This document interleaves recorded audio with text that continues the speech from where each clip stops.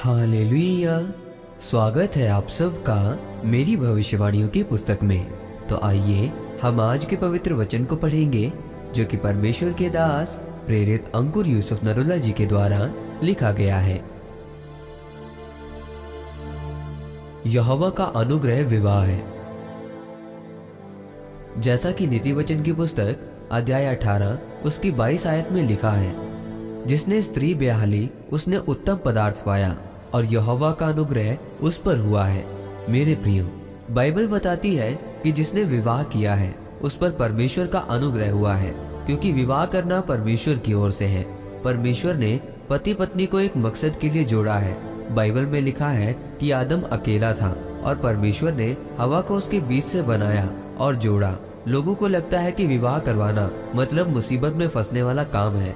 सबसे पहले सफल होने का एक ही कारण है, जब वो चीजें आप अपने दिमाग में भर लेंगे जो वचन में लिखी हुई हैं, फिर आप सफल होंगे।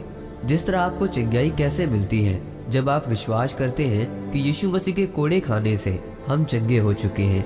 क्या आपको ये लगता है कि इस टीबी की और कैंसर की बीमारी से चंगे हो जाएंगे? ऐसा लगता है या नहीं?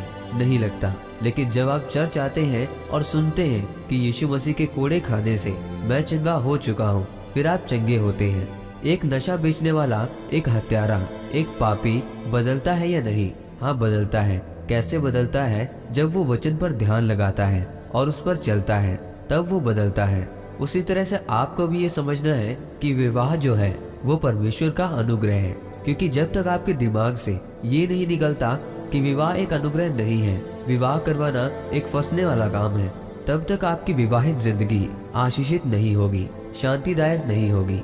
मेरे प्रियो, आपकी जिंदगी में परमेश्वर की पहली योजना ये है कि आप आशीषित रहें। इसीलिए परमेश्वर ने कहा, जिसने स्त्री ब्याह ली उसने उत्तम पदार्थ पाया और यहोवा का अनुग्रह उस पर हुआ है। शैतान ये चाहता है कि आप आशीषित ना हो। ऐसे बहुत से लोग और परमेश्वर के दास हैं जिनकी विवाहित जिंदगी असफल हुई और उनकी सेवकाई भी एक तरह से असफल हुई। वचन में लिखा है कि जो व्यक्ति अपने घर का इंतजाम नहीं कर सकता, अपने बच्चों का, अपनी पत्नी का ध्यान नहीं रख सकता, वो व्यक्ति कलीसिया का ध्यान कैसे रख सकता है?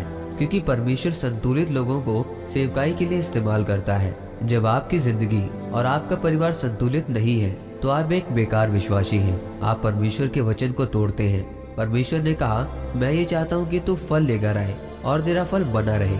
इसका मतलब परमेश्वर ये चाहते हैं कि जो पति या पत्नी आपको परमेश्वर ने दी है, परमेश्वर चाहता है कि आप अपनी जिंदगी में आशीषित हो सके। आमीन। आइए इस प्रार्थना को आप मेरे साथ एक मन होकर करें। सर्वशक्तिमान परमेश्वर, इस वचन के लिए मैं आपका धन्यवाद करता हूँ और प्रार्थना करता हूँ कि आज से मैं अपनी विवाहित जिंदगी में आपके वचन को पूरा करूँ और आशीषित जीवन जी सकूँ। आप मुझे अनुग्रह दें, प्रभु यीशु मसीह के नाम में। आमीन। परमेश्वर आप सबको आज के वचन के ऊपर मनन करने के द्वारा आशीषित करे। आमीन।